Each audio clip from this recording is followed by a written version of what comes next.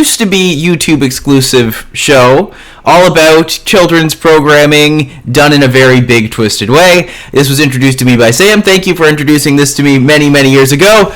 And today we're going to talk about it because this show is bizarre. This show is weird. This show is dark. It's disturbing. Long story short, I think it's great. So, what we're going to do is we're going to start with the YouTube series and then work our way all the way through the TV shows because I have seen all the episodes. It is worth watching if you get the chance, so please check it out.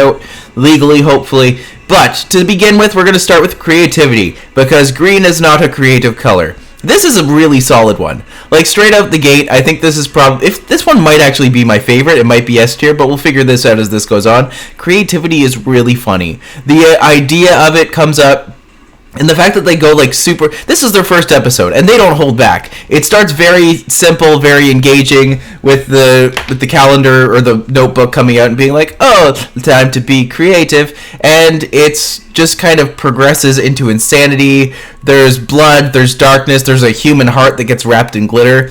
It's funny. It's dark, but it's really funny. So... I think that it's only fair that creativity starts strong, and we just go right from the beginning there.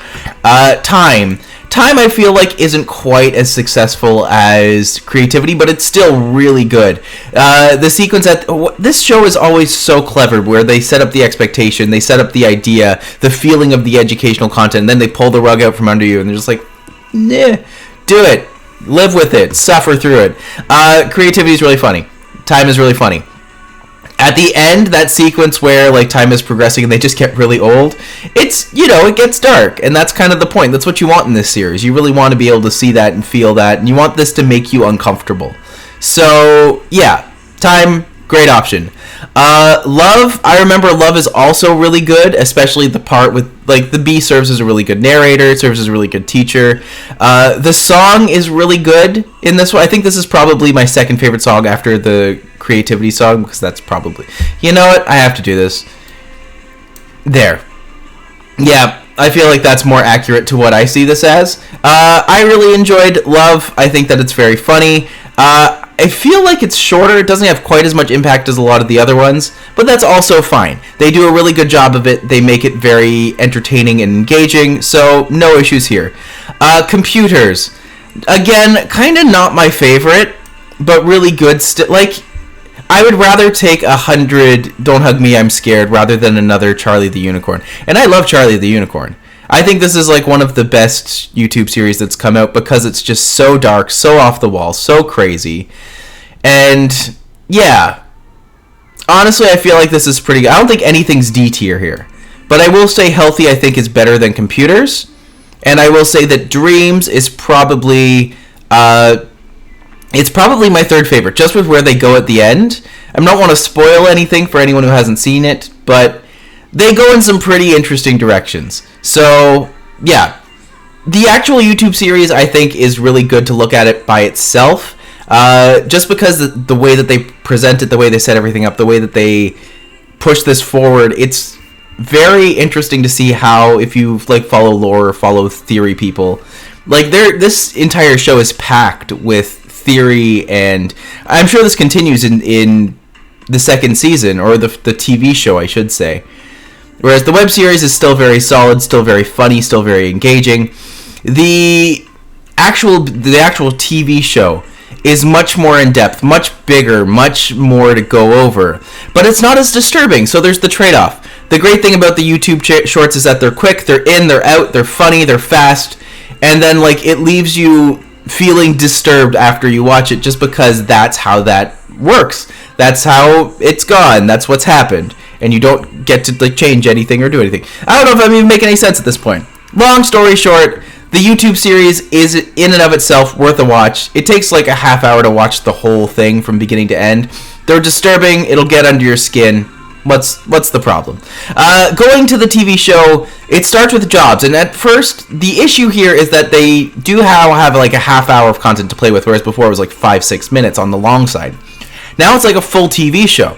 Now they have to actually spread it out, and how does that like dark, disturbing atmosphere carry over that period of time? Well, honestly, usually pretty well. Jobs, I felt, was very successful, very funny. This one probably has the creepiest moment where Duck's in an elevator and there's this crazy, like, beast there that's gonna eat. It's weird. Like, Jobs is a weird one. I know it's weird to say. Like, it's kind of a cliche to say that, but of course it's weird. Don't hug me, I'm scared. But Jobs does a really good job of setting that up. It does a really good job of diving into it. Funny, doesn't press its welcome. Very good. Death. Death was the first one that I was just like, okay, this is a little out there. But the way that they set it up, really good. Duck is dead, has to go into the coffin and stay there. The way they do this is really funny. The idea that Duck doesn't, like, accept his reality. It does have a bit more gross out moments, which, again, is kind of expected. I think gross out moments happen in all of these, which is, you know, fine. But yeah, Death was especially interesting. The entire moments where he has in the coffin, the way that Yellow Guy and Red Guy react to Duck's death, and the mourners who come in, and there's a lot there. There's definitely a lot to look at. I'm curious to know how Leslie ties into all of that, because, you know, she's the voice throughout the whole series, and so, yeah, curious to know what they're doing with this. Again, I'm not a lore chaser, but if it's there and it's interesting, then by all means I will check it out. So, good. It's good. Family. Family is probably the creepiest and most Don't Hug Me, I'm Scared episode of this new season. I feel like the way the family is presented is really dark. The fact that they're all being like, we're a family, aren't we a family? It's just like, no, we're just like people. We're together. We're friends. We're coworkers. It's just like, no, we're a family. And so it kind of dissects family in that way, which is interesting. And they each go after their own family in their own way. The idea of the family, once they get to that point, once they get to the part where they're arguing, like the family's arguing amongst themselves, it works really, really well because the creep factor gets dialed up a lot. It makes you uncomfortable. The way that they kind of incorporate Yellow Guy into the family subtly, and then he has to be rescued by his... It's weird. It's really weird. So I don't think there's any issues that I have with family. I think it's probably the best episode of the new season. Which brings me to the worst. Friendship wasn't very good. I was really this is probably, I think, the worst Don't Hug Me, I'm Scared episode that's come out so far. Mainly because the teacher, the antagonist, the worm, isn't funny.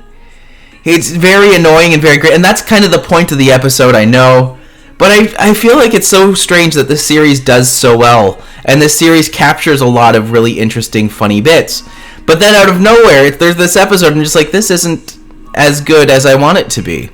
This isn't as funny as I want it to be. I want to be disturbed. I want to watch this and be like, yo, what the fuck? And this was just kind of like, oh, okay. That's fine, I guess. So, whatever it is. We're good.